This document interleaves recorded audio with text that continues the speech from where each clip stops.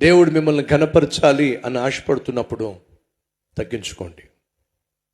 మీ అందరికీ తెలుసు, నాకు బడి చాలామంది ఏడుస్తారని, చాలా విమర్శిస్తారని.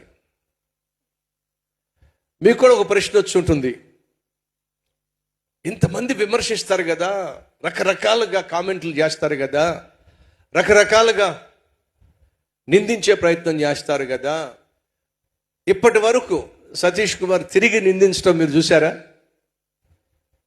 తిరిగి విమర్శించడం చూసారా? ఎవరైనా ఒక మూర్ఖుడు వీడియో పెడితే దానికి జవాబిచ్చే ప్రయత్నం చేయడం మీరు చూసారా? ఎందుకు చూడలేదు? నేను చేతకానున్నానా? వాళ్ళకి బుద్ధి చెప్పలేనా? కాదండి. పిచ్చోడు చేతిలో రాయి ఉంది,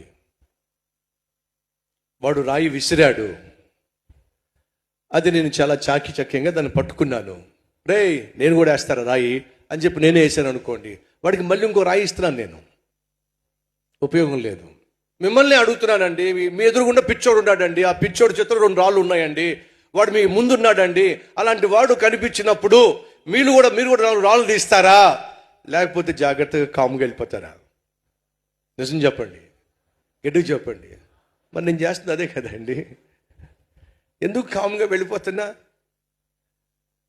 ఎందుకు మౌనంగా సహించుకుంటూ వెళ్ళిపోతున్నా? చేతగా కాదు. మరి ఎందుకు? ఆడు పిచ్చోడు కాబట్టి.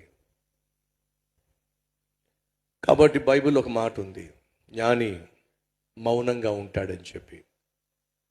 సహోదరి సహోదరులు, మన జీవితంలో మన చుట్టూ ఎప్పుడూ కొంతమంది పిచ్చోళ్ళు ఉంటారు.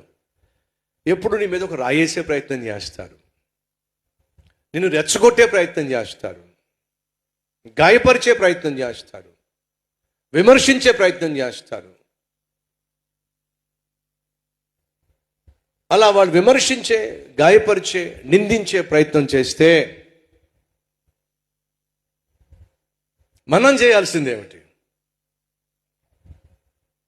దీనత్వంతో, తగ్గింపు తత్వంతో కాముగా ముందుకెళ్ళిపోవాలి.